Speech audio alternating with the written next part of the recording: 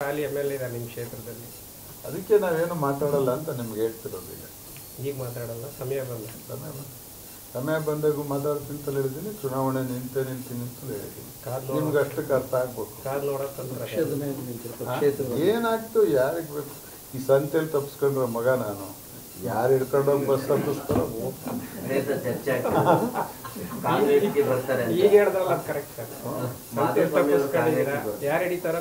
ಯಾರು ಕೈ ಹಿಡಿತಾರೋ ಅವ್ರ ಜೊತೆಲಿ ಎಲ್ಲಾರು ಬಸ್ ಹತ್ತಿ ಮನೆ ಮುಖ್ಯಮಂತ್ರಿಗಳು ಭೇಟಿಯಾಗಿ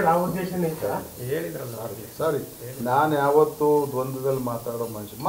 ಮಾಡಿದ್ದೆ ಅಂತೀನಿ. ಯಾವನ್ಗೆ ಎದುರ್ಕೊಂಡು ಮಾತಾಡ್ಬೇಕ ನಾನು? ಇಲ್ಲವೇ ಇಲ್ಲ. ಅಷ್ಟೊಂದು ಸೈಟ್ ಬಿಟ್ಟರೆ ಬೇರೆ ಚರ್ಚೆನೇ ಇಲ್ಲ. ಅವರು ಕೇಳಲ್ಲ, ನಾವು ಆ ಟಾಪಿಕ್ಕೇ ನಾವ್ಯಾರು ಮಾತಾಡಿಲ್ಲ. ಸುಮ್ಮನೆ ಹಂಗೆಲ್ಲ ಹೋಗೋದು ಸರ್. ಅವ್ರು ಮುಖ್ಯಮಂತ್ರಿ ಸರ್, ಮುಖ್ಯಮಂತ್ರಿ ಆಗಿ ನೋಡಿ. ಒಂದು ಪೊಲಿಟಿಕಲ್ ಪಾರ್ಟಿ ಹೆಡ್ಡಾಗಿ ಹಾಕಿ ನೋಡ್ತೀರಿ ಅವ್ರನ್ನ. ಒಬ್ಬ MLA ಆಗಿ ನೋಡೋದು ಅಭ್ಯಾಸ ಮಾಡಿ ನೀವು ಪ್ರಶ್ನವರು ಪಕ್ಷದವ್ರು ಅಂತಲೇ ಯಾಕೆ ನೋಡ್ತೀರಾ?